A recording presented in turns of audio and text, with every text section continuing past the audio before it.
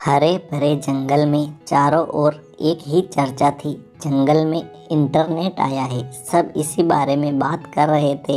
हालांकि आधे से ज़्यादा जानवरों को यह पता नहीं था कि इंटरनेट कौन से नए जानवर का नाम है। फिर भी वे यह पता लगाने की कोशिश लगातार कर रहे थे कि यह नया जानवर खतरनाक तो नहीं है। अनेक सवाल थे उनके मन में। कैसा दिखता होगा यह इंटरनेट? उसकी पूंछ होगी या नहीं? अरे नहीं भाई, यह जानवर का नाम नहीं है। तो फिर क्या है? यह एक चिड़िया का नाम है। ओह अच्छा, चिड़िया होती है यह।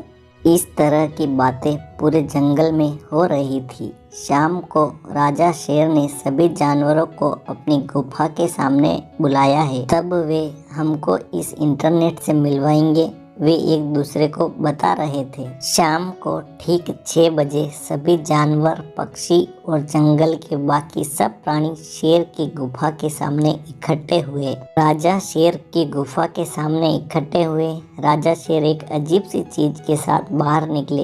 ये क्या है?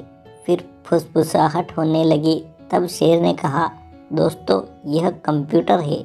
कंप्यूटर और एक जानवर? सबने सोचा यह एक मशीन है और इंटरनेट का प्रयोग करने के लिए हमारे पास कंप्यूटर होना बहुत जरूरी है, शेर ने कहा। सभी ध्यान से उसकी बातें सुन रहे थे। इंटरनेट के माध्यम से हम दूर दूर रहने वाले अपने दोस्तों और संबंधियों से घर बैठे बैठे बात कर सकते हैं। उन्हें हम पत्र भी भेज सकते हैं। पत्र भेजने के इस तरीके को ईमेल कहते हैं। यदि हम डाक पत्र डाक विभाग के माध्यम से भेजते हैं तो उसे पहुंचने में 2-3 दिन लगते हैं, लेकिन ईमेल भेजने से बस कुछ सेकंड ही लगते हैं। और सबसे बढ़िया बात है कि इसमें खर्चा न के बराबर आता है, शेर समझा रहा था। और क्या फायदे हैं इंटरनेट के? जानवरों ने उत्सुकता से पूछा। बहुत से फायदे हैं। आप किसी भी समय दुनिया के दूसरे हिस्सों में होने वाली घटनाओं के बारे में जान सकते हो।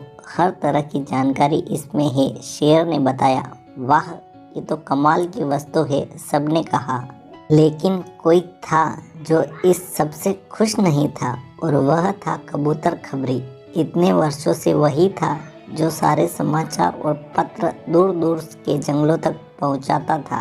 पर उसे लग रहा था कि अब उसकी कोई ज़रूरत नहीं थी। वह बहुत उदास था। उसने शेर से इस बारे में बात की। शेर ने कहा, देखो खबरी, तुमने सबकी बहुत सेवा की है, लेकिन जंगल की तरक्की के लिए कंप्यूटर को जंगल में लाना बहुत ज़रूरी था। तुम किसी और काम के बारे में सोचो। कबूतर उदास मन से अपने घर लौट गया। जंगल में धीरे धीरे सभी ने कंप्यूटर सीखना शुरू कर दिया। कुछ महीने ऐसे ही बीत गए। सब जानवर आजकल ईमेल भेजने लगे थे, इसलिए खबरी के लिए ज़्यादा काम नहीं होता था। बच्चे किताबों से ज़्यादा इंटरनेट पर पढ़ाई करना चाहते थे। पूरा जंगल जैसे कंप्यूटर पर निर्भर हो गया था। एक दिन बहुत तेज बारिश हुई, तेज हवा चली और बहुत सारे पेड़ टूट गए। उस गड़बड़ में जंगल के कंप्यूटरों का इंटरनेट से संबंध टूट गया। जंगल के जानवर न तो किसी को ईमेल भेज पा रहे थे और न ही बच्चे ठीक से उनकी पढ़ाई कर पा रहे थे। जानवर अब तक इतने आलसी हो चुके थे कि पत्र लिखना उन्हें अच्छा ही नहीं लगता था। तभी एक दुर्घटना हुई। हिरण का बच्चा दौड़ रहा था। वह एक पेड़ से टकराया और उसके सर पर गहरी चोट लगी। जंगल के डॉक्टर साहब उल्लू जी किसी का इलाज करने दूसरे जंगल में गए हुए थे। समस्या थी कि उन्हें कैसे बुलाया जाए। इससे पहले तो ईमेल भेजकर संदेश दे दिया जाता था, लेकिन अभी तो सारी व्यवस्था टूटी हुई थी। हिरण के माता पिता रोते हुए राजा शेर के पास पहुँचे। राजा भी असहाय था, करे तो क्या करे।